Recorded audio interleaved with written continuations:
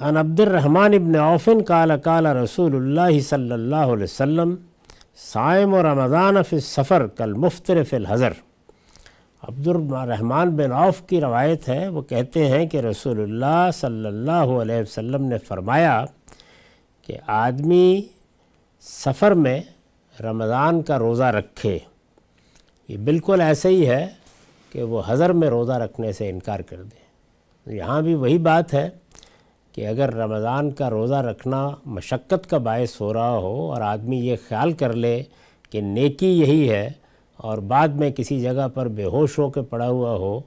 یا یہ اس قابل بھی نہ رہے کہ اپنے لیے خیمہ ہی گاڑ سکے،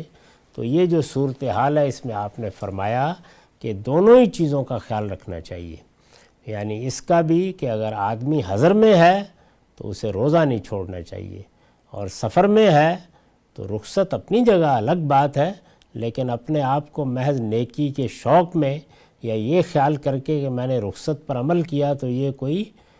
کمی کی بات ہوگی، روزہ رکھنے پر اصرار نہ کرے۔ تو یہ بات ہے کہ جو مختلف روایتوں میں مختلف طریقے سے ہمارے سامنے آ رہی ہے، ان سب کو پیش نظر رکھ کر ہی ہر مدعا کو سمجھنا چاہیے۔ یعنی یہاں پر جو بات بیان ہوئی ہے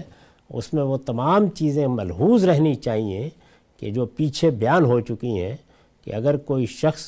یہ خیال کر کے روزہ چھوڑ دیتا ہے کہ میں اس کی مشقت نہیں اٹھا سکوں گا تو یہ بالکل جائز ہے سفر میں، اور اگر وہ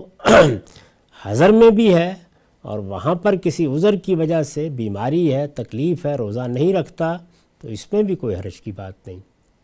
لیکن بیماری اور تکلیف میں بھی اصرار کرنا کہ میں روزہ ہی رکھوں گا یہی نیکی ہے،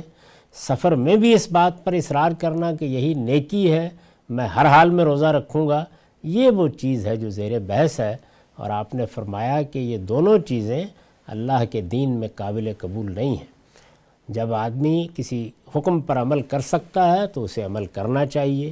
یہی مطلوب ہے۔ اگر ایک فرض ہے تو اس فرض سے کسی حال میں بھی پیچھے نہیں ہٹنا چاہیے، لیکن اگر کوئی مجبوری ہے، معذوری ہے جس میں اللہ نے رخصت دے رکھی ہے تو اس میں اپنے آپ کو اس مصیبت میں مبتلا نہیں کر لینا چاہیے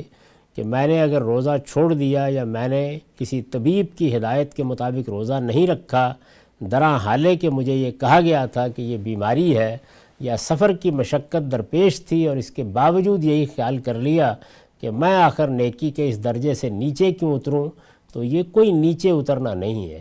اللہ تعالیٰ کی رخصتوں کے معاملے میں وہی رویہ ہونا چاہیے جو حضور نے ہمیں تلقین فرمایا ہے، البتہ جس موقع پر یہ بات واضح ہو جائے کہ اب اس رخصت کے معاملے میں اللہ یا اللہ کا رسول کوئی فیصلہ سنا رہا ہے جس کا ظاہر ہے کہ اب قیامت تک کوئی امکان نہیں ہے، اس لیے کہ وہ چیز تو رسالت پاک صلی اللہ علیہ وسلم کی زندگی میں ہو سکتی تھی، وہاں امتثال امر ضروری ہے۔